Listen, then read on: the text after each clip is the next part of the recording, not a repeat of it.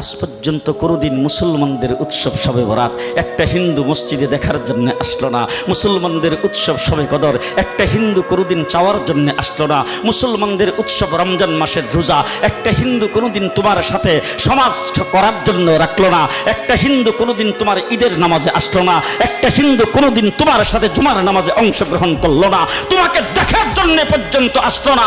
তার কারণ হলো হিন্দুরা মনে করে এটা মুসলমানের উৎসব, আর তুমি মুসলমান হইয়া হিন্দুর দুর্গা পূজায় কিভাবে গেলা? আরে তোমার কি হয়ে গেল? তোমার কি লজ্জা শরম তুমি ধুয়ে ফেলে দিয়েছো? তোমার কি কোনো লজ্জা শরম নাই? লজ্জা শরম নাই? আবার কি সুন্দর বলতেছ, ধর্ম যার যার উৎসব সবাই।